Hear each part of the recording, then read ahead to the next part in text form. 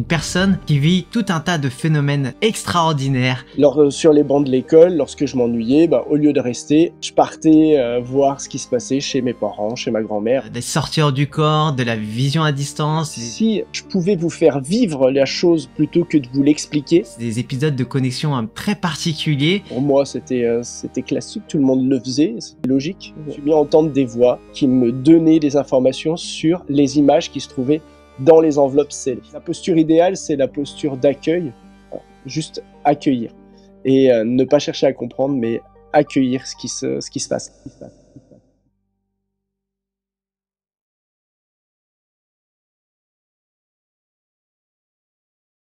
Bonjour à tous, bienvenue sur la chaîne Gaïa Méditation TV. Je suis Romain Clément et je suis ravi aujourd'hui de vous retrouver pour une émission qui s'annonce passionnante. Vous êtes nombreux à m'avoir demandé, supplié par moments même d'inviter un invité de marque, une personne qui vit tout un tas de phénomènes extraordinaires, des sorties hors du corps, de la vision à distance, des épisodes de connexion très particuliers. C'est un représentant français de tous ces phénomènes. Vous l'avez certainement vu à la télévision également, différentes émissions YouTube, sur Internet, etc. J'ai le plaisir d'accueillir aujourd'hui Nicolas Fraisse.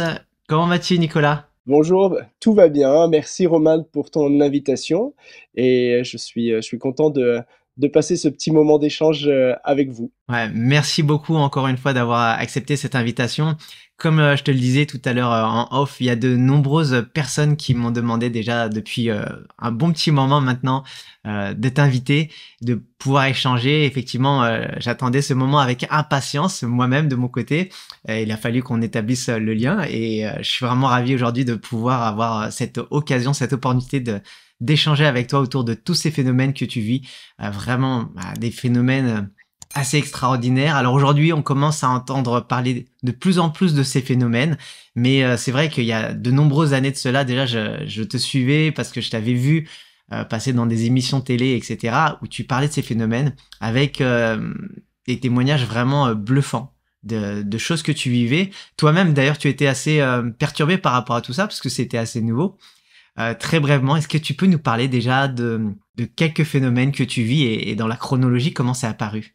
Alors, le phénomène de base que je vis depuis aussi longtemps que je me souvienne, c'est la sortie hors du corps. C'est-à-dire que quand j'étais gamin, sur les bancs de l'école, lorsque je m'ennuyais, au lieu de rester, je partais voir ce qui se passait chez mes parents, chez ma grand-mère, etc. Donc ça, c'est le phénomène de base que je vis depuis l'enfance.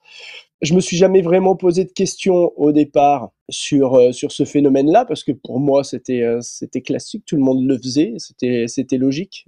T'es dans un endroit qui te plaisait pas, tu t'ennuyais, tu partais et t'allais voir un autre endroit. Enfin, voilà, c'était logique. Tu avais quel âge environ ? Excuse-moi, juste. Les premiers souvenirs les plus lointains que j'ai, c'est 7-8 ans. D'accord. Mais très probablement qu'il y avait des phénomènes qui se passaient déjà auparavant, mais voilà. C'est à 7-8 ans où on se rend compte de ce qu'on vit et on met non pas un mot, parce que à l'époque, ni dans mon entourage, ni à la télé ou quoi que ce soit, on parlait de ce genre de choses.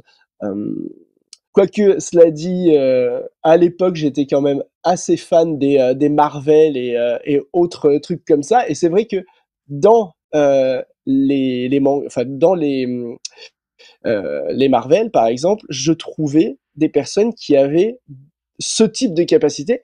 Et du coup, voilà, ça me donnait, on va dire, des pistes. Et puis après, avec le temps qui passe, à l'adolescence, j'ai arrêté d'en parler. Au départ, j'essayais d'en parler un petit peu avec les adultes, mais personne n'arrivait à comprendre autour de moi. À l'adolescence, j'ai arrêté d'en parler. Il y a autre chose qui s'est rajouté. Je me suis découvert homo, donc à l'adolescence. Donc, disons que c'est ça qui a pris le pendant par rapport aux étrangetés. Et puis, j'ai eu la chance de rencontrer Sylvie Détiolaz et Claude Charles Fourier, donc que tu as déjà interviewé. J'ai déjà interviewé également. Je crois, voilà. Et c'est grâce à eux que tu as la chance de m'avoir. Oui, exactement, exactement. C'est vraiment merci à eux, hein. Merci, Sylvie, notamment si tu me regardes, voilà. Et, euh, et donc en 2006, j'ai fait leur rencontre. Et là, ça a été un bouleversement total parce que je trouvais personne avec qui discuter de tout ça et qui pouvait me donner des informations ou me guider un petit peu sur ces phénomènes-là. Et grâce à eux, déjà, j'ai pris confiance en moi, en ces capacités-là. J'ai réussi à comprendre le phénomène, comment le gérer au mieux, comment faire en sorte de diriger plus ou moins la conscience dans un but scientifique pour pouvoir faire des recherches. Et en travaillant tout ça avec Sylvie et Claude Charles, il y a d'autres choses qui se sont ouvertes en fait. C'est un peu comme un muscle, je pense, Ouais, ou plus gymnastique de la exact. conscience un peu. Ouais, c'est un peu ça. Et je pense que si ça vient des peurs, le fait de lâcher les peurs ouvre les choses. Et donc il y a des nouvelles portes qui se sont ouvertes, la télépathie, l'empathie, puis des aspects plus de vision à distance. Donc c'est-à-dire que contrairement à la sortie hors du corps, je suis toujours conscient de l'endroit où se trouve mon corps et je peux décrire une scène qui se trouve ailleurs. Donc ça, c'est la vision à distance. Et puis, après, sur un protocole de recherche un peu particulier sur la clairvoyance, où il y avait des images enfermées dans des enveloppes, là, j'ai vécu un autre phénomène qui a été totalement déroutant pour moi, beaucoup plus que le reste. Je me suis mis à entendre des voix qui me donnaient des informations sur les images qui se trouvaient dans les enveloppes scellées. Donc ça a été un moment très particulier. J'ai eu peur parce que habituellement, mes capacités, c'est moi qui les gère. C'est-à-dire, si j'ai envie d'aller voir ce qui se passe à un autre endroit, c'est moi qui décide d'aller voir. C'est moi qui décide d'entendre ce qui se passe dans la tête des gens ou surtout de ne pas entendre parce que Mmh. c'est plutôt ça, essayer de boucler la chose. Mais là, pour le coup, c'était quelque chose qui s'imposait à moi. Une voix qui arrivait dans mon oreille et je ne savais pas du tout d'où elle arrivait. Et ça a été un peu flippant. Ouais. C'est Voilà un vraiment, peu pour l'historique des capacités. Alors ça a été, on a fait ça très rapidement, mais voilà en gros l'historique. ouais. On va revenir bien sûr sur, sur tous ces phénomènes, les différents, symptômes que tu ressens, voilà, comment ça se déclenche et cetera, à quel moment.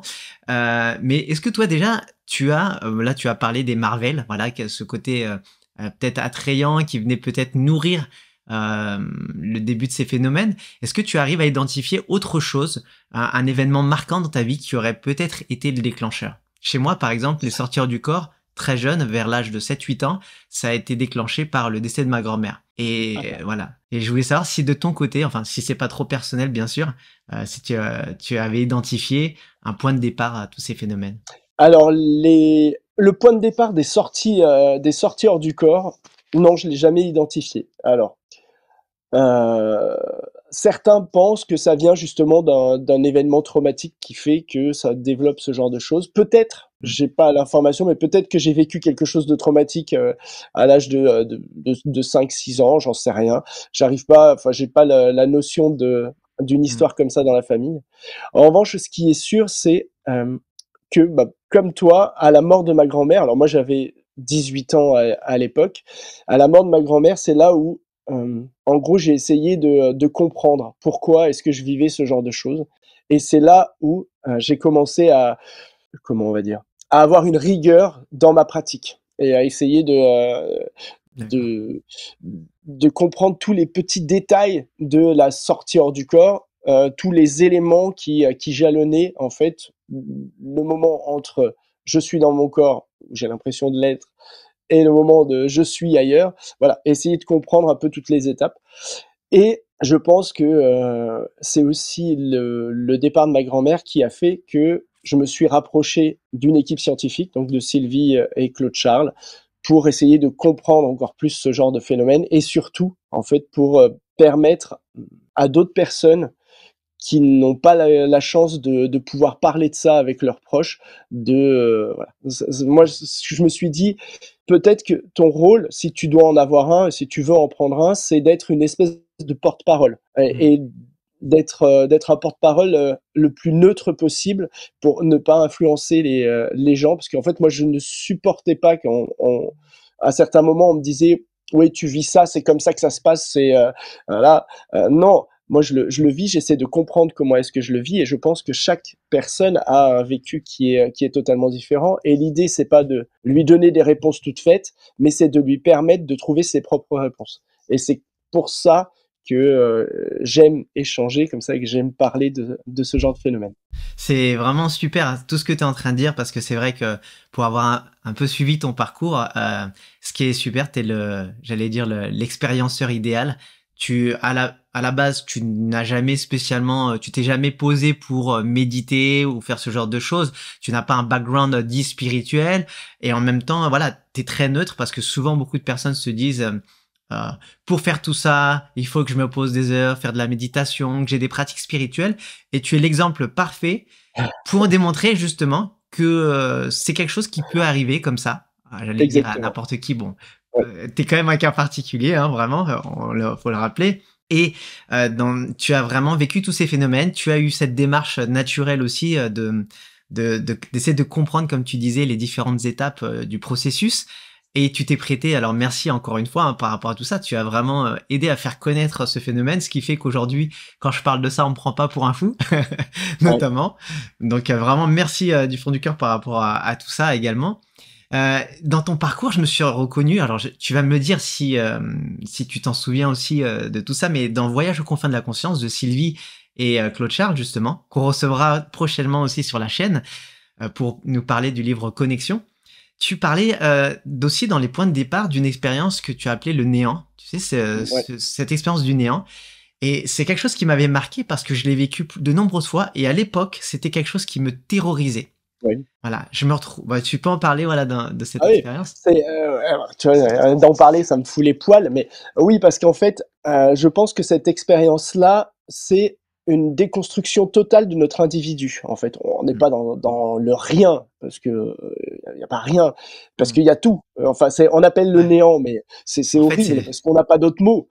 Mais en fait, on est tellement dans un tout et Mm, dans un rien à la fois que notre esprit, enfin notre mental, il comprend rien, il est complètement HS. Et moi, c'est vrai que ces phénomènes-là, avant que je les vive correctement, avant que je les intègre et que je me dise, ouais, ça fait partie des effets, des états de la conscience, ça a été compliqué parce que on a toujours cette espèce de mental qui n'arrive pas à comprendre à la fois ce tout et ce rien, à la fois je suis Nicolas, mais en même temps je suis plus Nicolas, je suis la globalité, et en ex- même temps non, et en même temps si, et qu'est-ce que je suis? Et donc du coup, le mental voilà, il fait son petit machin, et généralement c'est pas bon. ouais. Et c'est aussi pour ça que je pense que pour des personnes qui vivent des états modifiés de conscience et qui n'ont peut-être pas forcément la chance d'avoir comment on va dire, une équipe derrière elle. Moi, j'ai la chance d'avoir Sylvie et Claude Charles qui m'ont toujours étayé et qui ont été là pour me guider. Mais je pense que des personnes qui n'ont pas la chance d'être guidées correctement, des pratiques comme la méditation, comme euh, voilà, peut-être ouais, toutes ces pratiques-là permettent peut-être de se centrer un peu et voilà. Mm. En revanche, c'est vrai que je suis assez peu favorable à l'idée de vouloir à tout prix vivre ce genre de phénomène. Parce que je pense que parfois, en voulant trop, Mm. on va nourrir quelque chose qui est de l'ordre du De l'é- mental, et donc de l'ego. et de l'ego, et du coup, ça va modifier la perception de l'état modifié de conscience, ou faire croire qu'on en a fait un sans que ça en soit un réellement, et puis après du coup on peut se mettre à vriller. Donc Ouais. c'est pour ça que moi je suis pas trop pour forcer les choses. En Ouais. revanche, moi j'aime bien accompagner ou discuter avec des personnes qui vivent un petit peu le phénomène, qui ne savent pas trop comment faire pour le développer un peu plus, et dans l'échange, voilà, on peut Ouais. essayer d'avancer un petit peu. Voilà, ça je préfère plutôt que Ouais. de dire tiens, il faut faire comme ça, hop, tu Ouais. fais ce protocole-là et tac, tu feras une sortie hors du corps, c'est certain. Courte pause dans l'émission. Si le sujet du voyage astral vous intrigue, si vous cherchez à mieux comprendre le phénomène, à dépasser certains blocages, j'ai créé pour vous un guide gratuit, 10 clés pour réussir un voyage astral, dans lequel je partage mes différentes astuces, mes différentes clés pour mieux comprendre le phénomène et mieux vivre l'expérience de manière générale. Je vous mets le lien dans la description de la vidéo et on retourne en attendant à notre émission. Merci vraiment parce que ce passage vraiment de ta vie, tout par rapport à toute la sortie hors du corps, etc. Tout ce que tu as partagé, ça a aidé de nombreuses personnes justement à mieux comprendre ce qu'elles vivaient, hein, parce que par moment, il suffit juste de comprendre ces phénomènes-là, les vibrations qu'on peut ressentir. Je sais pas, tu vas nous parler d'ailleurs de ce que tu ressens toi quand ça arrive. Certains perçoivent des sons, des voix, voilà, etc. Moi, c'était énormément les vibrations et puis par moment, d'un seul coup, la sensation de chuter dans le lit, ce genre de choses qui arrivait régulièrement. Alors, tu vois, je parlais du néant. Le néant chez moi, c'était vraiment une sensation de peur. J'avais l'impression d'être perdu. Alors, c'était enfant, hein, 7-8 ans, donc forcément, je savais pas ce qui m'arrivait et j'avais cette sensation d'être perdu pour l'éternité dans ce néant. Je me disais, est-ce que je suis mort? Est-ce que c'est ça la mort, etc. Bah, tout un tas de questionnements qui venaient derrière. Et aujourd'hui, curieusement, bah maintenant, j'ai cheminé quand même. Quand je replonge dans cet état, parce que ça m'arrive, et c'est plus dans des états méditatifs, eh ben, je trouve que je suis connecté justement au tout. C'est vraiment ce que tu disais tout à l'heure, c'est deux perceptions différentes par rapport à notre compréhension de ce que l'on est en train de vivre. Et donc, c'était le point de départ. Ensuite, j'ai commencé à vivre les premières paralysies du sommeil. Je voulais savoir si tu avais vécu ça aussi également. Alors non, moi j'ai jamais vécu de paralysie du sommeil. Alors, plusieurs possibilités. Je pense que effectivement la paralysie du sommeil, il y a quelque chose de l'ordre de la sortie hors du corps qui est mal gérée, ou tu vois, il y a un truc qui s'accroche. Peut-être le mental en fait qui accroche la conscience et du coup il y a une pseudo sortie hors du corps et le mental qui turbine et qui dit ah mais je peux plus bouger en fait. Il s'auto-bloque. Je pense que c'est de cet ordre-là.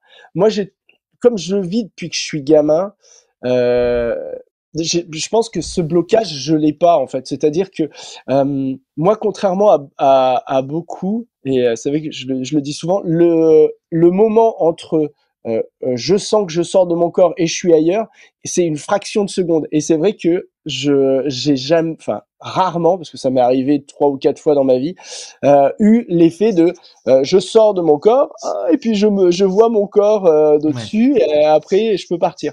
Ça c'est très rare dans mes phénomènes. Moi c'est plutôt je sors, je fous le camp. Donc, bah justement, donc à partir des sorties du corps, c'est ce qui est arrivé ensuite par la suite.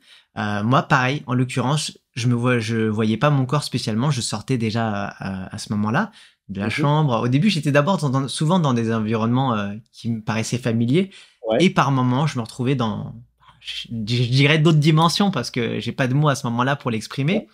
Et toi, à ce moment-là, donc quand ça commence, est-ce que déjà, donc tu disais, toi, t'as pas spécialement de symptômes est-ce que tu ressens des vibrations, tu ressens toutes ces choses-là que beaucoup décrivent? Ouais, je sens une espèce de frissonnement, on va dire, de mon énergie, on va dire ça comme ça, de ma conscience, comme si quelque chose faisait comme ça. Après, j'ai l'impression que ça se décale un petit peu, et c'est assez rapide, mais entre le moment où ça se décale et après il y a une espèce de tourbillon comme quand t'es bourré et que t'as l'impression d'avoir la tête qui tourne et que tout tourne autour de toi, et donc ça fait un espèce de truc comme ça, et il y a un flash lumineux et là je me retrouve dans le lieu où ma conscience se projette. Toutefois, lorsque contrairement à beaucoup, et c'est pour ça qu'on pourra peut-être revenir sur les différentes façons d'appeler les événements de conscience, parce que moi, de plus en plus, j'ai un doute sur le fait d'appeler ça une sortie hors du corps. Dans le sens où, beaucoup dans la littérature, les sorties hors du corps, on a toujours cette notion, enfin beaucoup ont cette notion d'avoir un espèce de pseudo-corps, un corps plus vaporeux, plus voilà, des fois avec une corde d'argent, etc., etc. Et ils ont toujours aussi, en partie, cette capacité de réflexion. Moi, c'est pas mon cas. Dans la plupart de mes sorties hors du corps, j'ai plus de capacité de réflexion. Je suis la scène D'accord. dans laquelle ma conscience se projette. Et donc je suis tous les éléments de la scène. Il n'y a plus de Nicolas. C'est je suis si je me projetais ici, je suis les pierres qu'il y a derrière moi. Je serai la chemise, je serai tout. En fait, je suis la globalité des informations d'un lieu. Et donc il n'y a plus de notion d'être Nicolas. Et c'est vrai que on utilise le terme sortir hors du corps parce que on va dire que oui, de fait, On a la comme il n'y a sensation plus la par moment sensation, de, voilà, voilà, de d'être sortir, hors. mais Je suis d'accord, c'est limitant. ouais, ça me gêne de plus en plus. Et je pense qu'on est plus sur une forme de désindividualisation de la conscience, une sorte d'expansion de la conscience ou une projection de la conscience, plutôt que Ouais, une sortie hors du corps. Et hop. Parce que je il y a un partage truc qui totalement me ton avis là-dessus tu vois, il y a un depuis truc longtemps. qui me gêne dans l'idée de sortir du corps, ça voudrait dire que la conscience est enfermée dans le corps et que par un trou, par le trou de nez, hop, elle va pouvoir sortir et aller visiter autre chose. Ouais.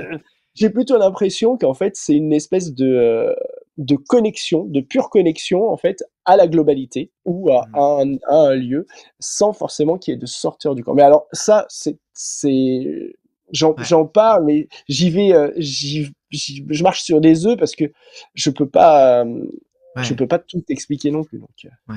Ouais, c'est super intéressant. D'ailleurs, ce qui est intéressant, c'est que, aussi, c'est que je me suis penché un peu sur des études scientifiques par rapport à des phénomènes qui se produisent justement toujours entre la veille et le sommeil. On remarque oui, souvent que la paralysie du corps, elle est naturelle, physiologique, dans le sommeil paradoxal notamment, et que ça faciliterait du coup l'accès à cette connexion sans avoir cette sensation du corps physique qui, lui, est allongé et endormi.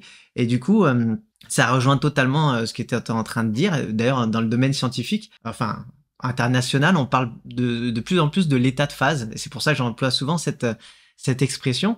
Et je voulais dire par rapport à tes sorties hors du corps aussi. Est-ce que toi aujourd'hui, tu le vis aussi encore quand tu t'ennuies en journée ou plus souvent, ça arrivait plus souvent aux abords du sommeil? Parce que je sais qu'à un moment donné, quand c'était aux abords du sommeil, tu allais souvent dans l'espace, si je me ouais. souviens bien. Ah, Voilà. mais toujours, hein, toujours, Toujours, toujours. chaque soir, sauf sauf si j'ai vraiment trop bu. Mais chaque soir, je sors et je vais dans l'espace. Ouais. Ouais, Après les sorties d'ennui, ça m'arrive aussi, ça m'arrive. ouais, Quand, bah, justement, ouais, quand je m'ennuie ou pendant une réunion ou une formation qui est chiante, voilà, ouais. ouais. Je me donc oui, Et oui, ça m'arrive toujours, ouais. est-ce que tu ressentirais, enfin, est-ce que tu ressens une sorte de pré-somnolence qui s'établit avant que ça arrive ou pas? Heu, Peut-être que tu détectes pas le passage ou? alors en fait, je sens que mon attention est en train de se dissiper, un peu comme si mes yeux voyaient un peu trouble, tu vois. Et ça dure une fraction de seconde, et puis après, Ouais, je suis plus là. Tu vois, c'est vraiment. Après, c'est le retour qui est chiant parce que, comme tu le disais, c'est cette sensation de tomber, tu vois. Et donc, quand tu es en réunion et que tu fais un sursaut comme ça, ouais. tu vois, Ouais, ouais, c'est sûr, c'est mais- sûr. Et ce qui est intéressant, alors tu vas me dire de quel phénomène, alors comme on le disait en off, entre nous, il y a une forme de continuum entre tous ces états. Il n'y a pas une douane, une frontière bien définie, mais dans Voyage aux confins de la conscience, notamment, je me souviens que on racontait que Sylvie racontait que par moment, tu es en train de travailler, ça va durer, je sais pas, 45 minutes. Les ouais. gens te voient travailler et toi, tu es Ouais, c'est ailleurs. ça. Ouais, exactement. Alors ça, c'est assez impressionnant, enfin impressionnant pour moi parce que, les gens ne se rendent pas forcément compte que Nicolas n'est pas totalement là. Mais je pense que, je pense qu'il y a une partie de la conscience un peu mécanique qui justement permet au corps de continuer un travail qu'il est en train de faire. Alors ça se faisait beaucoup quand j'étais, à l'époque comptable, parce que c'est vrai qu'on faisait des reportings qui étaient un peu chiants. En tant qu'infirmier, comme je travaille avec des gens, disons que je m'ennuie moins dans les tâches quotidiennes.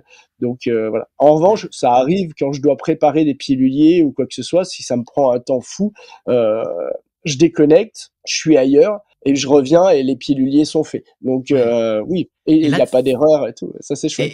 et en ce qui te concerne, tu décris ça comme aussi comme une continuité de la sortie hors du corps ou tu détectes que c'est quelque chose de légèrement différent? Je pense que c'est légèrement différent dans le sens D'accord. où lorsque je reviens dans mon corps, on va dire ça comme ça, Ouais. on va utiliser Ouais, ton cette état phrase-là. de conscience Voilà. Ouais. naturelle, quoi. Voilà. Lorsque je reviens, eh bien, il y a une partie de moi qui se souvient d'avoir travaillé. D'accord. Mais c'est comme si je me souvenais d'un film que j'avais vu, tu vois. D'accord. J'ai vu le film de Nicolas est en train de préparer ses piluliers ou voilà. Ouais. C'est assez particulier et je pense que la mémoire consciente d'un phénomène, enfin c'est chiant. La mémoire de ce que tu fais est différente de la mémoire de ce que tu vis. Tu vois ce que je veux dire? Ouais, En ouais. fait, je pense que les choses, ouais, il y a des petites connexions un peu différentes. Il y a des choses qu'on expérimente par les actions et d'autres par les émotions notamment, et ça s'ancre peut-être Ouais, pas de la même manière. Ouais. probablement, Mm. probablement, ouais. Ouais. Et ensuite viennent aussi tous ces phénomènes. Alors là, ce qui a souvent été observé justement dans les émissions de télé quand on te voyait, des fois où tu décris donc ce qu'est en train de faire le journaliste, où il se trouve. Et je rappelle souvent, il y a quelque chose de particulier, c'est que tu as les yeux ouverts quand tu le fais. Ouais. Et donc Et là, en fait, ouais, c'est de la vision à distance. Très clairement, alors, alors les journalistes, ils sont utilise, gentils, ouais, mais en fait, ils font un film sur la sortie hors du corps, parce que c'est grandiloquent, ça fait chouette. Waouh, on va tous sortir de notre corps et puis se retrouver sur Vénus ensemble. Il fera un peu chaud, mais c'est pas grave. Euh, et en fait, moi, je leur explique à chaque fois, je leur dis, mais cette information-là, je ne l'ai pas eu en sortie hors du corps, c'est une vision à distance. Ou alors, je leur dis, par exemple, Frida Kahlo, ouais, typique. Frida Kahlo, j'ai pas fait de sortie hors du corps, c'était une vision à distance. J'ai vu un espèce de buste, machin. Impossible de dire Frida Kahlo. Mais la journaliste qui était juste en face de moi, elle pensait et elle disait Frida Kahlo, c'est Frida Kahlo, c'est Frida Kahlo. Forcément, bah, tu t'entends ça, tu répètes, tu dis c'est Frida Kahlo. ah oui, oui. Et après, donc, dans le montage, c'est formidable. Nicolas a fait une sortie hors du corps et il est allé voir Frida Kahlo. Il est revenu avec. Et ça, c'est d'un chiant. Il y a que les médias comme le tien, tu vois, Hmm, où tu peux t'exprimer parce que t'as beaucoup plus de place et que on n'est pas dans le grand spectacle. ouais, On cherche à comprendre, on cherche à explorer ces phénomènes-là parce que je pense, et j'en suis intimement persuadé, que c'est là qu'est la clé, on va dire, entre guillemets, de l'évolution de l'homme pour arrêter de faire de la merde. Je suis désolé. ouais. Il faut que les consciences s'éveillent et je pense que ça passe par justement ces états modifiés de conscience qu'on appelle états modifiés de conscience, mais qui sont en fait des états normaux de la conscience que notre mental ne souhaite pas avoir parce que dans notre société, ça se comprend pas et puis c'est pas génial. Alors que dans les sociétés dites primitives, euh, c'est totalement logique. Enfin, Hmm. il y a le grand-père du village qui parle avec les morts et qui fait venir la pluie, mais c'est normal. Ça fait Alors que partie toi, intégrante du quotidien, quoi. ouais, c'est ça. Et je pense que c'est ça qui nous manque pour être pleinement humain, c'est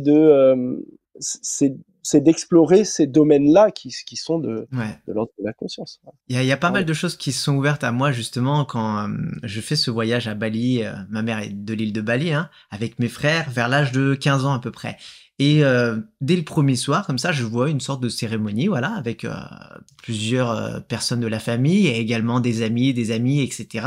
Et dans cette cérémonie, je vois les enfants. Il fait nuit, hein, déjà. Les enfants sont en train de jouer à côté et des personnes rentrent dans des formes de transe comme ça naturellement. Mais c'est tout à fait normal. Les enfants jouent à côté. Il y a pas de phénomène sensationnel, hein. Il n'y a pas une recherche du sensationnel. Et derrière, bah, je sais que naturellement, d'avoir vu toutes ces choses-là, je pense aujourd'hui, hein, je peux que supposer que ça a ouvert encore d'autres choses dans mes expériences. Je pense qu'effectivement, ce travail, tout ce que tu es en train de faire, ça peut qu'aider en fait derrière à débloquer certaines choses chez les personnes. Parce que souvent, comme tu disais tout à l'heure, la peur peut bloquer. Je veux Oui. revenir sur l'histoire de Frida Kahlo. Indirectement, donc ce serait peut-être un mélange de vision à distance et en même temps de télépathie, vu que tu as Oui. capté, Ah oui, hein, c'est ça, bien sûr, totalement. mais totalement, totalement. Ouais, Il y a zéro sortie hors du corps ouais, dans cette expérience-là, mais de la même ouais. manière que la boulangerie. La boulangerie avec, alors pour décrire pour les personnes qui l'ont pas vu cet épisode, tu peux le décrire très brièvement? Donc, en gros, il y a une télévision suisse qui est venue faire une interview chez moi. À l'époque, j'habitais à Lyon. Et ils avaient voulu faire un petit test. Et donc, ils m'ont demandé d'aller voir ce qui se passait à la boulangerie qui était juste en dessous de chez moi. Et donc, de donner des éléments. Alors, moi, spontanément, bah, j'ai utilisé non pas ma sortie hors du corps, parce que c'est moins simple pour moi de diriger ma conscience en sortie hors du corps que en vision à distance. Donc, j'ai utilisé ma vision à distance, c'est-à-dire que je pars d'un souvenir de la boulangerie. Hein, généralement, c'est la porte d'entrée. Et après, se dessine, entre guillemets, se dévoile le lieu tel qu'il est au moment donné. Donc j'ai pu décrire les choses qu'il y avait. Alors après, dans ces phénomènes-là, il y a des déformations. Par exemple, la boucle d'oreille de la nana, pour moi, elle me semblait énorme. Ouais. Mais bon, après, je me connais et j'arrive à faire le distinguo entre quelque chose qui est, comment on va dire, qui est exagéré ou le réel. Donc voilà. Mmh. Mais c'était pareil, ça a été passé comme sorti hors du corps, mais ça m'agace quand on n'utilise pas les bons termes. Tu sais Ouais, très ouais. bien que en fait, moi, j'aime utiliser les bons termes et j'aime que Ouais. qu'on puisse dire les choses telles qu'elles sont et qu'on dise Nicolas a fait une sortie hors du corps alors que je m'échine à dire mais non, mais pas du tout, c'est pas une sortie hors du corps, c'est une vision à distance. Et quand l'autre, je lui ai dit mais j'ai fait une vision à distance, j'ai vu un buste, et après, t'as pensé Frida Kahlo, forcément, je l'ai entendu. Ah ouais, ouais, ouais, mais non, non. Et puis après, quand tu vois le montage, ben, alors ça, c'est chiant. Ouais, ouais. Non, mais c'est sûr, c'est déjà on le disait même que même les expressions qui existent déjà sont déjà assez cloisonnantes et limitantes. Oui, Si en plus derrière ouais. on commence à les Allez, échanger et tout ça, ah bah, bien sûr. Ouais. ça devient de C'est plus en plus c'est- difficile. c'est pour ça que je pense que malheureusement, les médias mainstream de la télévision, etc., ils sont là pour faire du buzz et non pas forcément Hmm. pour ouvrir les esprits. Ouais. Donc, c'est dommage. Hmm. C'est dommage. Mais j'en referai encore J'ai si on m'en ouais. propose, peut-être que j'en ferai. Mais c'est chiant. Mais c'est vrai que c'est à l'origine de nombreux amalgames, mais qui c'est pas du pour le coup, c'est vraiment le montage journalistique derrière qui est derrière tout ça, parce que j'ai eu beaucoup de personnes qui viennent me voir dans des stages, etc., pour essayer de comprendre les phénomènes qu'ils vivent, et surtout, je vois aussi que des personnes cherchent à vivre des phénomènes en Oui, ayant mal compris le phénomène de base. J'ai de nombreuses personnes moi, qui m'écrivent moi j'aimerais aller voir ce que fait la voisine, alors comment je dois procéder par sortir du corps. Alors toi tu as cette particularité quand même si je me souviens dans les expériences menées par l'Institut Isnoé justement de Sylvie Détula et Claude Charles, que ton taux de réussite est inférieur en sortir du corps dès que tu dois voir ce qui se passe par rapport à la vision à distance en général, ah oui, hein? ouais, la vision à distance, c'est beaucoup plus facile que la Ouais, sortie hors du corps. Ouais, bien voilà. sûr. Et beaucoup de gens donc justement me disent moi je veux absolument voir ce que fait le voisin, la voisine, etc. De cette manière, alors que toi tu as cette vraiment, j'allais dire cette facilité de le faire.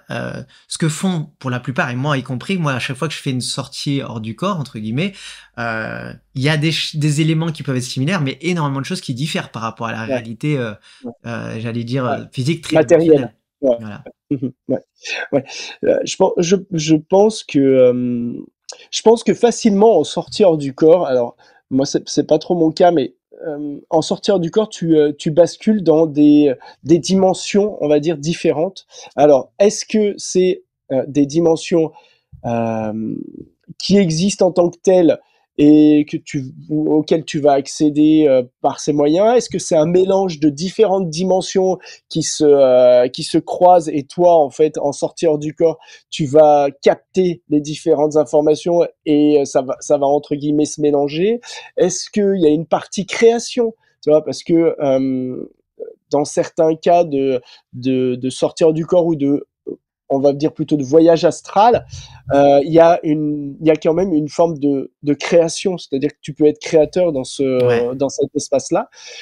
Je pense que, comme on le disait, c'est que c'est tellement polymorphe ces phénomènes, c'est une espèce de continuum et en fait, dès que la conscience se décroche un petit peu de ça là, de ce corps, eh bien, elle va vivre des choses qu'elle va pas forcément comprendre et après on va revenir avec les souvenirs, essayer de faire quelque chose d'à peu près cohérent.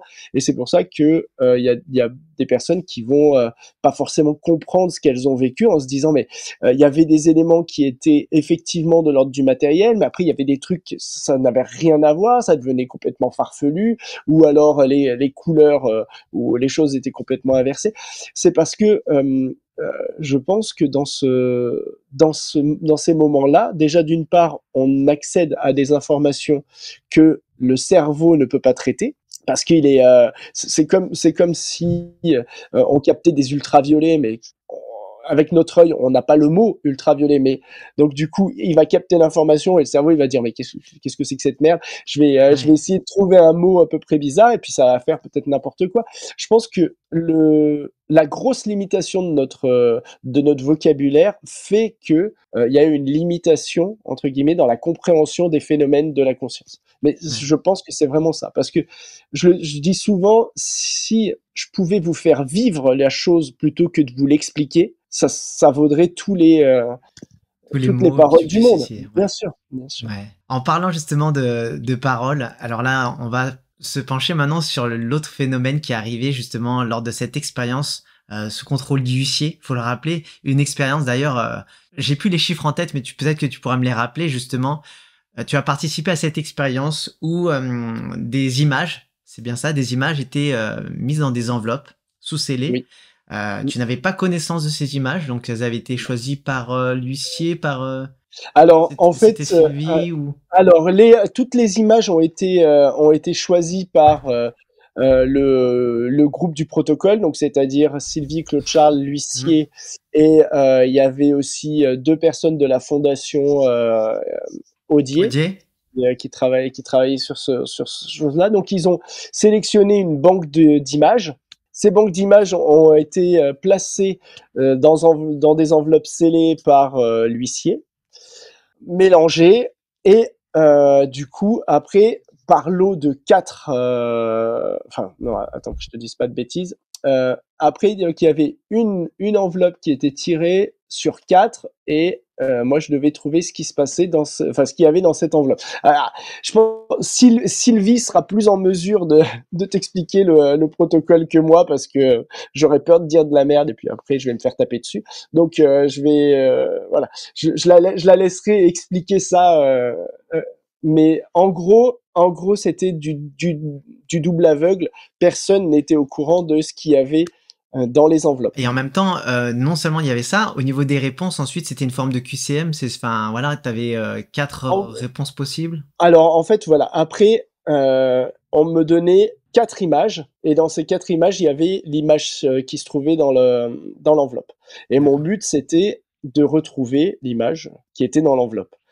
Et c'est vrai que au départ, on a utilisé des capacités qui me sont assez banales, un peu Mhm. comme la vision à distance, des choses comme ça. Mais c'est vrai que c'était vraiment pas rapide et on avait un timing hyper limité pour faire un nombre de tests énorme. Et en gros, c'est là où le phénomène des voix c'est mis quoi. Au départ, Ouais. c'était des musiques, des chansons, des choses comme ça. Alors ça, à la rigueur, ça allait, toi, parce que les musiques, les chansons, bon, sauf quand t'avais des chansons que je connaissais pas ou que j'avais peut-être dû entendre une fois. Bon. Ouais. Et ce qui J'ai. était, par exemple, le soleil a rendez-vous avec la lune, et puis il y avait une photo d'éclipse. Tu vois. Ouais. Mais en fait, ce qui était intéressant aussi, c'est que on vérifiait pas directement l'image. C'est-à-dire que on faisait les tests, on faisait un certain nombre de séries, mais on vérifiait pas si j'avais juste ou pas. Ouais. Donc ça, c'était bien, ça me mettait pas trop la pression. Puis, à un moment, eux, ils étaient dans une pièce contiguë. Moi, j'étais dans la pièce de test avec, il y avait les caméras qui me filmaient et tout. Et a priori, dans la pièce d'à côté, eux, ils ont parlé entre eux, ils ont dit, mais on n'aura jamais le temps de finir tous ces tests, ça va pas assez vite. Et moi, là, j'entends une voix qui me dit, ça va pas assez vite. D'accord. Et je fais, putain, qu'est-ce qui se passe? Parce que là, c'est vraiment la première fois pour le coup que ça arrive, là, Ouais, ce ouais, phénomène. c'est vraiment, ouais, ouais. Et là, j'ai commencé à entendre cette voix. Donc avant, c'était des musiques, mais là après, j'ai entendu cette voix. Enfin, c'est pas une voix, c'est une espèce de mélange de tout un tas de voix. T'as des aigus, t'as des graves. Ça fait plutôt penser à une espèce de chorale qui a une voix unique. Et mais c'est assez monotone comme façon de parler. Tu vois, il y a pas d'intonation particulière. Et ça, voilà, ça déblatère le truc. Et Mm. puis voilà. Et donc ça a commencé à me parler. Puis j'ai commencé à pouvoir faire justement des choix à travers les images. Et voilà. Ouais. Mais Pour, c'était pour donner un particulier. exemple quand même, voilà, j'ai retrouvé, voilà, j'avais écrit tout ça. C'était 400 images, hein, organisées en 100 séries de 4 images avec une brève description en 3 mots maximum à gauche, le numéro de l'image suivi d'une lettre. Et en fait, donc, tu as commencé à entendre les sons là. Effectivement, tu parlais des musiques au début, notamment la chanson de Charles Trenet, Le Soleil a Ouais. rendez-vous avec la Lune pour l'éclipse. Chantal Goya, t'avais entendu ce matin? Ah Un oui, lapin, ah, tu es un chasseur, etc. Pour le coup, c'était le lapin, etc. T'as entendu La Foule également d'Edith Piaf avec la photo ouais, d'Edith Piaf. Bref, début de la musique. Puis ensuite, cette perception de voix, le ton, j'avais noté, hein, tu vois, le ton plus sérieux, moralisateur, un peu. Je sais que voilà, toutes les religions en ont pris pour leur grade à un moment donné, parce que là, il y avait vraiment un message d'une profondeur ouais, très particulier aussi. C'est que les messages qui te sont délivrés, souvent, tu les écrivais, alors tu les notais comme ça à l'écrit, mm. voilà, et à Ouais, chaque parce fois sous forme poétique. on me les dicte. En fait, Voilà. c'est une dictée et du coup, je suis obligé de les noter. Et le problème, c'est que ça répète pas, Ouais, ça ralentit pas. Donc, tu peux pas leur dire, vous pouvez ouais, répéter, j'ai zappé un mot. ouais, Donc, dans le bouquin, il y a des mots qui sont entrecrochés parce qu'on a ouais, on a dû rajouter un mot parce que voilà. le mot m'avait échappé et j'avais Ouais. pas eu le temps de le noter, quoi. Avec un ton à chaque fois très poétique. T'écris, je crois, avec des quatrains, des Ouais, il y a alexandrins il y en également. a, ouais, les quatre. Ouais, c'est pas trop mon truc Et, à la base. Je et- suis pas. et c'est ça, Sylvie dit que t'es pas trop littéraire à la base, voilà. Donc Alors non, oui, oui. c'est pas trop mon truc, ouais. Et voilà, donc moi je trouvais ça super impressionnant et surtout la profondeur des messages. Alors j'en avais noté un notamment. Vous allez voir l'image qu'il y a derrière, c'est vous rigolez, allez voir exécuter des tours que vous leur apprenez, mais malgré tout vous les tuez. Pour ce qu'ils sont censés vous rapporter, leurs larmes muettes ne se font connaître que lorsqu'il est déjà trop tard. Laissez-les vivre sans faire d'histoire. Et il s'agissait des éléphants de cirque. Mmh. Donc à chaque fois, c'est ce qui est super impressionnant, c'est que tu tombes pile poil sur la cible, c'est en concordance avec l'image. Tu n'as pas connaissance de cette image au préalable, et à chaque fois les messages te sont délivrés de cette manière. J'en ai un autre, il te pose une énigme comme moi, et si tu y réponds, à toi les secrets de Pharaon. Regarde-le dans les yeux, tu sauras qu'il vient des cieux. C'était le Sphinx de Gizeh, etc. Il y en avait un autre aussi avec la vache qui rit. Je me souviens aussi également. C'est vous pensez, genre je l'avais plus noté, mais vous pensez qu'elle rit, enfin Ah ouais, il y avait un truc aussi moralisateur, ouais, ouais, dans ça. Mais c'est vrai que, alors, ce qui est bien pour moi, c'est que j'étais juste le rapporteur de ces messages-là. Donc, du coup, ils sont jamais vraiment imprégnés dans ma tête. Donc, je pourrais même pas te dire ou te ressortir des mots, sauf à force d'en parler. Forcément, bah, ouais, il y a des trucs qui reviennent. Mais ouais. ouais, je me souviens pas C'est du juste tout le, de c'est ça. juste un canal à ce moment-là. Effectivement, ça vient pas Exactement. s'enregistrer dans ta conscience, enfin, Exactement. dans De ta la même mémoire. manière sur le livre Connexion, donc après avoir fait ces tests-là, où il y a eu une très belle réussite, ils ont, Sylvie et Claude Charles, surtout Claude Charles, a voulu continuer à poser des questions questions à ces voix. Donc du coup, ils écrivaient une question sur un bout de papier, qu'ils mettaient dans une enveloppe, et puis je voyais ce que je recevais. Et pareil, et là il y a eu tout un tas de trucs, et c'est ça qui a donné l'idée à Sylvie et à Claude Charles d'écrire l'autre livre Connexion, donc avec des entendeurs de voix, et voilà. Et pareil, c'est des messages qui sont Hmm. ouais, ils sont beaux. Moi, quand je les relis, J'en- je me dis c'est chouette. J'y comprends rien, mais c'est chouette. Parce que vraiment, c'est d'une sagesse infinie, c'est d'une profondeur. Vraiment, j'en ai un sous les yeux aussi, là, du livre Connexion, justement. Je rappelle que tu n'as pas connaissance de la question. Ils l'ont noté sur un bout de papier, ils l'ont mis dans une enveloppe. Tu es le seul, d'ailleurs, parmi tous les candidats, enfin, présents, je dis candidat. Le terme, il est un peu horrible d'utiliser ça comme ça. Mais, tu es le seul, en fait, à répondre à la question sans avoir connaissance de la question au préalable. Donc, tu fais une forme de Oh, channeling, tu canalises c'est ça, comme ça. c'est ça. Ouais. Et tu notes, ah oui, En fait, il fallait surtout pas que je connaisse la question parce que ça marchait pas. On a ouais. essayé, ils ont essayé de me poser la question ou alors de écrite et que je la lise, mais ça ne marchait pas. La seule façon d'avoir une réponse à la question, c'était de faire en sorte que je ne connaisse pas la question. Et tu es le seul également à avoir des messages délivrés qui nous ramènent toujours à soi. Alors là, j'en ai un, j'ai pu retrouver exactement la question, mais je crois que la question était de l'ordre, est-ce que il est possible pour chacun d'avoir ces types de connexions? Et la réponse que tu apportes, c'est inutile d'entamer une route pour le lieu où vous êtes déjà. Ouvrez les yeux, ouvrez vos cœurs à ce qui est. Vous êtes la source et l'océan, mais souvent n'avez l'impression de n'être qu'une goutte. Comment? Écoute simplement. N'essaie pas, fais-le, soit toi-même, soit nous, soit l'unisson.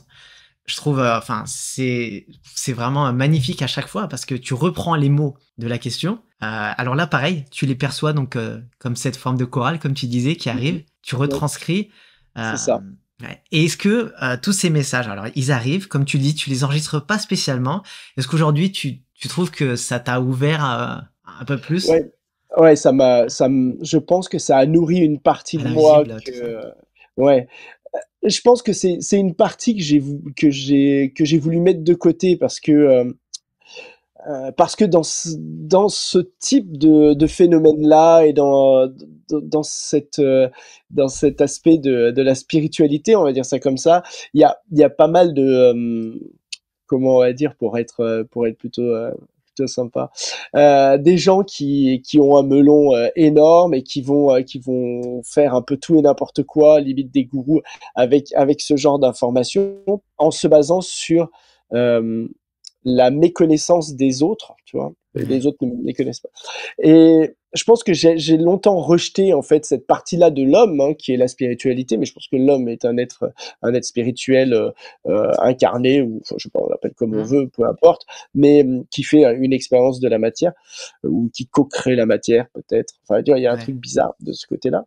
Mais longtemps, ouais, j'ai rejeté ce côté-là parce que spirituel, soit c'était des personnes qui étaient un peu scotchées au plafond, les grelots, les petites fées et tout ça, soit c'était des personnes qui justement essayaient d'enrôler les foules ou de faire des ouais, choses pas cool avec.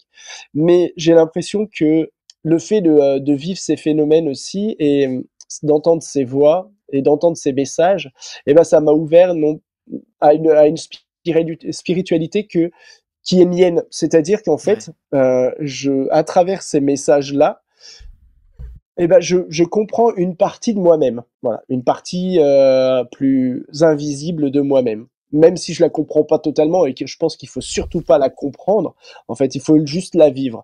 Et voilà. Et c'est vrai que souvent, moi, je reprends le bouquin Connexion et des fois, je fais juste comme ça, je joue et puis je tombe sur les messages que j'ai reçus et que j'avais retranscrits. Et c'est vrai qu'à chaque fois, bah, ça me rapporte un petit quelque chose et puis Ouais. c'est cool. Ouais, ça fait un peu voilà. Après, je comprends pas tout et puis je pense que comme je le disais, faut pas chercher à tout comprendre, faut juste laisser vibrer, tu vois. C'est Ouais. de l'ordre de la vibration et non pas de la compréhension. D'accord, merci. Et une autre question, on va arriver bientôt vers la fin, mais par exemple, pour entrer dans ce type de connexion, donc que ça soit maintenant la vision à distance, etc. Aujourd'hui, maintenant, ça fait des années que tu l'expérimentes.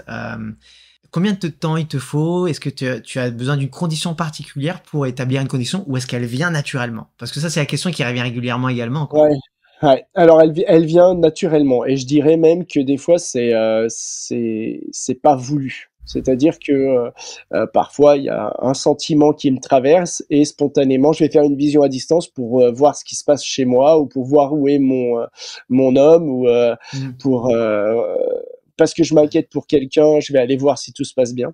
Et de la même manière, parfois, je sais pas vraiment pourquoi, mais il y a ces voix qui me parlent et qui vont me donner une information sur le moment présent ou sur quelque chose des fois de très matériel, hein, sur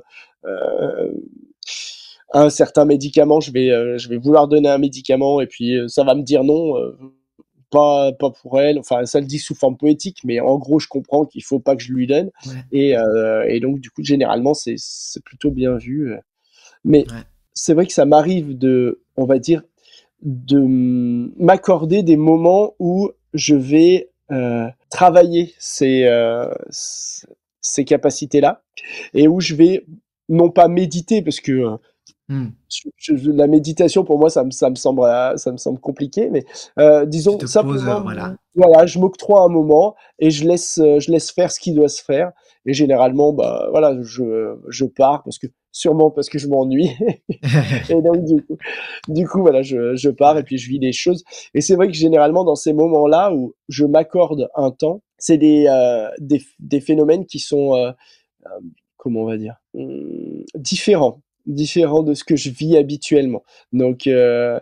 c'est pas encore, je peux pas encore en parler, En enfin, parler. je me sens pas légitime d'en parler dans le sens où, comme je le dis souvent, moi j'aime bien vérifier les choses que je fais, tu vois?